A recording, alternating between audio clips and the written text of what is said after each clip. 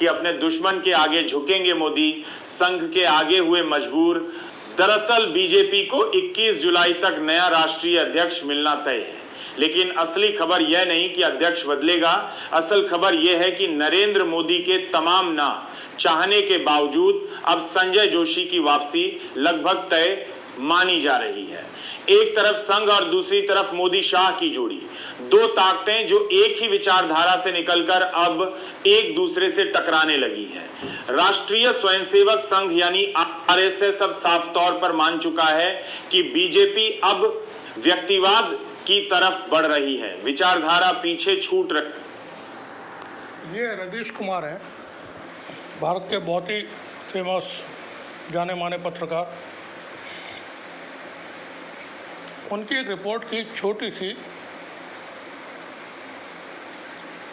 जो क्लिप थी वो मैंने अभी सुनाई आपको, और इसी टॉपिक पर बहुत सारी खबरें मीडिया में, सोशल मीडिया में इस वक्त चल रही हैं कि नरेंद्र मोदी, प्रधानमंत्री नरेंद्र मोदी और मोहन भागवत आरएसएस चीफ के दरमियान आपस में इस वक्त मामला बिगड़ गए। यहाँ तक कहा गया है रवीश कुमार की तरफ से कि जून के आखिरी सप्ताह में कोई मीटिंग हुई थी नागपुर में, जिसमें मोहन भागवत मौजूद थे और प्रधानमंत्री मोदी मौजूद थे। वह बात बिगड़ी और इतनी बिगड़ी कि दोनों के दरमियान हाथापाई की नौबत आ गई, गाली गलौच हुआ और हाथापाई की नौबत आ गई। सिक्योरिटी गार्ड्स ने दरमियान में दाखिल होकर के मामले को रफ़ा दफ़ा किया था। ऐसा हो सकता है, कोई इसमें चौंकने वाली बात नहीं।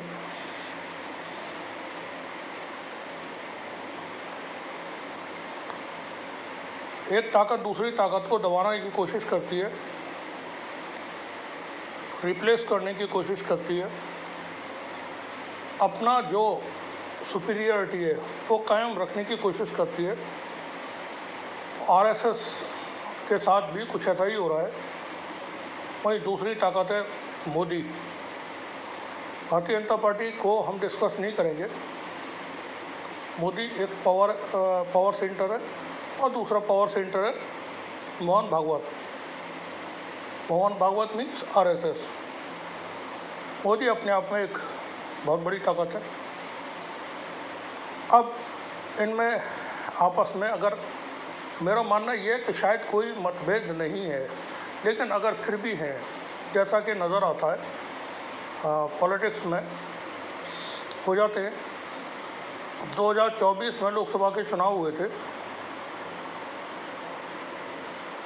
उस चुनाव में भारतीय जनता पार्टी पूरी कोशिश कर रही थी और उनका नारा था 400 पार, लेकिन 400 पार वो नहीं पहुंचे और बहुमत भी हासिल नहीं कर सके। तो गठबंधन करके सरकार बनाई एनडीए की। एनडीए की जब सरकार बनी तो भारतीय जनता पार्टी की तरफ से जेपी नड्डा ने प्रधानमंत्री मोदी को बीजेपी की तरफ से प्रधानमंत्री पद का उम्मीदवार होंगे का पत्र लिख करके चुनाव आयोग को भेज दिया।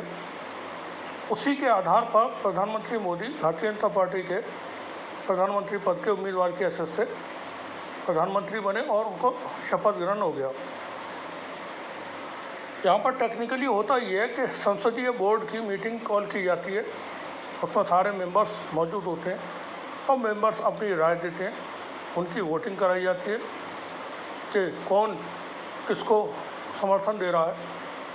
तो ऐसा कुछ नहीं हुआ था और तब से अब तक यह मामला जो भारतीय जनता पार्टी के अध्यक्ष का मामला है वो 1.5 साल से भी ज़्यादा का वक्त हो गया चला रहा है। उसमें यह तय नहीं हो पा रहा कि बीजेपी का अध्यक्ष कौन होगा। अब जेपी नड्डा अभी अध्यक्ष हैं, आरएसएस उनको हटाना चाहती है, लेकिन प्रधानमंत्री मोदी और गृहमंत्री अमित शाह उनको नहीं हटना देना चाहते हैं।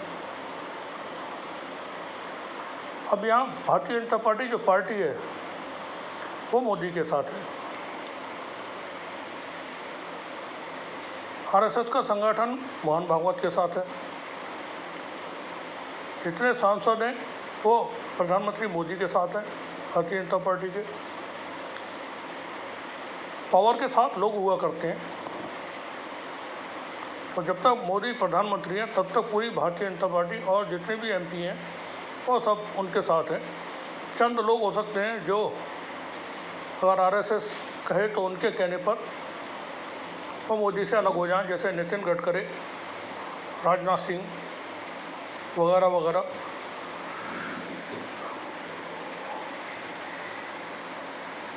अब नया अध्यक्ष बनाने का जो मामला फंसा हुआ है उसकी वजह सिर्फ यही है कि अगर आरएसएस का कोई व्यक्ति भारतीय जनता पार्टी का राष्ट्रीय अध्यक्ष बन जाता है तो अगले बनने के बाद, बीजेपी अध्यक्ष बनने के बाद, वो अगली मीटिंग जो कॉल करेगा तो संसदीय बोर्ड की मीटिंग बुलाएगा और जिसमें ये प्रस्ताव रखा जाएगा कि नरेंद्र मोदी अब देश के प्रधानमंत्री नहीं होंगे, और वो प्रस्ताव पास हो जाएगा और उसकी कॉपी भेज दी जाएगी राष्ट्रपति को, और प्रधानमंत्री मोदी को अपने पद से इस्तीफा देना पड़ेगा, क्योंकि वो संसदीय बोर्ड का मामला होगा तो उसको कोई भी टाल नहीं सकता। ये रिस्क प्रधानमंत्री मोदी किसी सूरत में लेंगे नहीं। अब मोहन भागवत की तरफ से जो कोशिशें हो रही हैं मोदी को हटाने की प्रधानमंत्री के पद से, तो उसमें मोहन भागवत कामयाब नहीं हो सकते प्रेशर बना करके।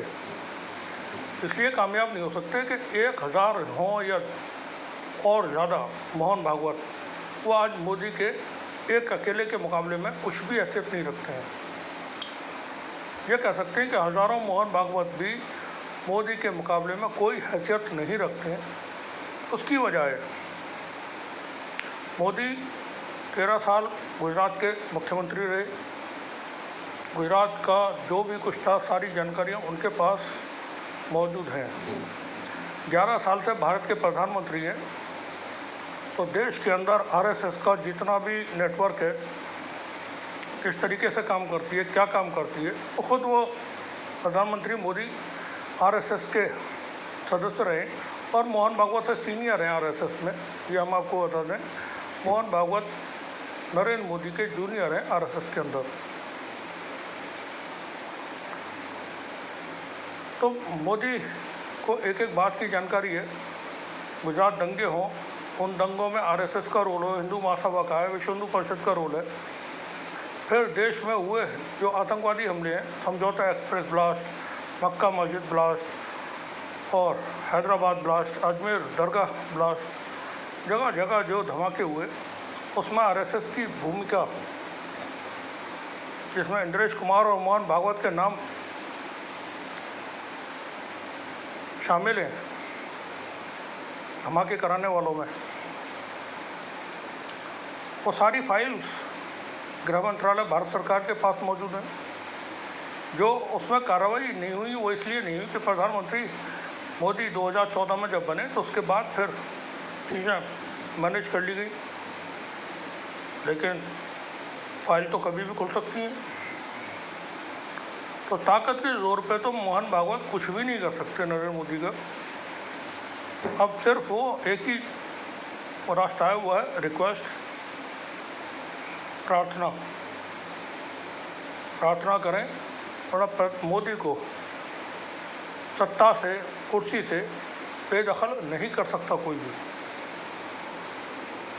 और जैसे हालात हैं देश के, इन हालात में अभी सेहत भी ठीक है प्रधानमंत्री की, बिल्कुल फिजिकली फिट है। अभी लगता नहीं कि वो 10-15 साल और राज करने से पहले अपना पद छोड़ेंगे। 2029 में भी वही प्रधानमंत्री के उम्मीदवार होंगे और बन भी जाएंगे, और उसके बाद जो चुनाव होंगे उसमें भी।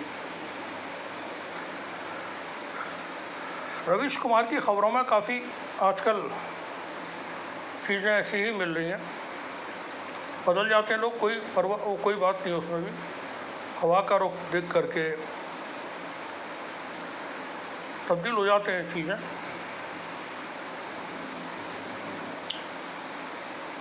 दो जालिम आपस में लड़ भी जाते हैं और दो जालिमों में आपस में समझौते भी हो जाते हैं। अब यहाँ जो हमारे देश में है सब जो खबरें चल रही हैं वो प्रधानमंत्री मोदी को लेकर के बहुत ज़्यादा खबरें रहती हैं मीडिया में। तो वो यूट्यूब वाला मीडिया हो या जैसा भी उनका अपना वाला है आरएसएस का गोदी मीडिया। फिलहाल आरएसएस के हाथ में कुछ भी नहीं है, ये हम आपको बता दें। आरएसएस मोदी के रहमो करम पर है और ज़्यादा उंगली की तो ऐसा भी देखने को मिल सकता है कि आरएसएस के ख़िलाफ़ सख्ती बरती जाए सरकार की तरफ से, केंद्र सरकार की तरफ से। मोदी को और किसी से कोई डर नहीं है, कोई ख़तरा नहीं है।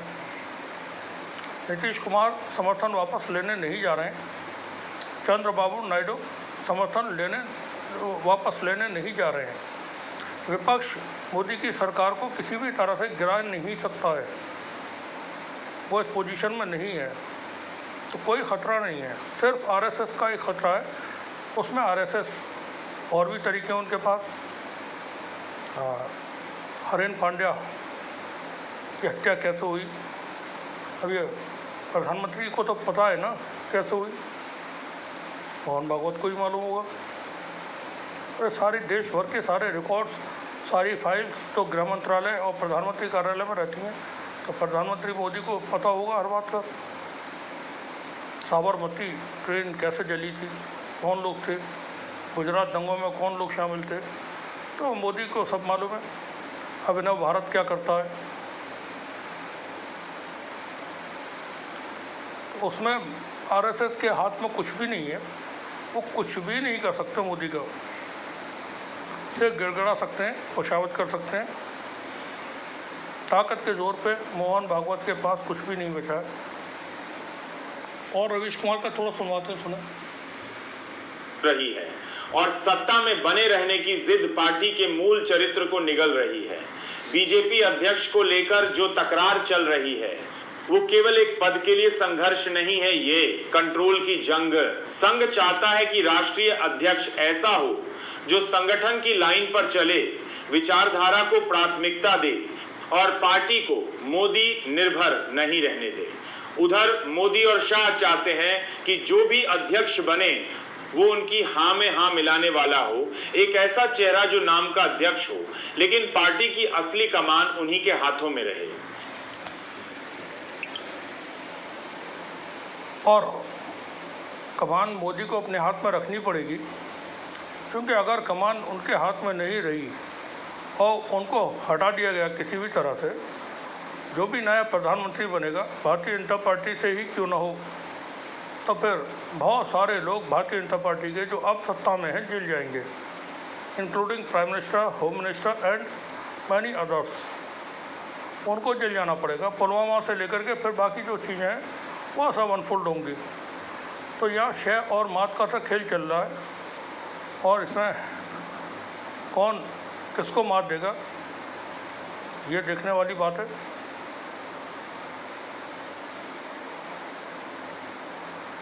मोदी एक होशियार, चालाक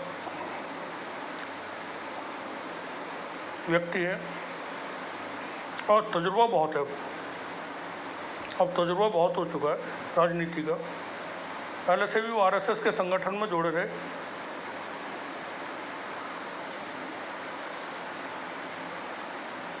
उनको लेकर के बहुत सारी बातें की जा सकती हैं और क्रिटिसाइज किया जा सकता है,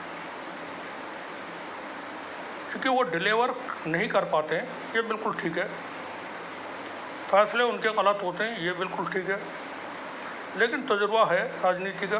कौन सी राजनीति का? क्रिमिनल पॉलिटिक्स का। जी, क्रिमिनल पॉलिटिक्स का बहुत लंबा तजुर्बा है प्रधानमंत्री मोदी को।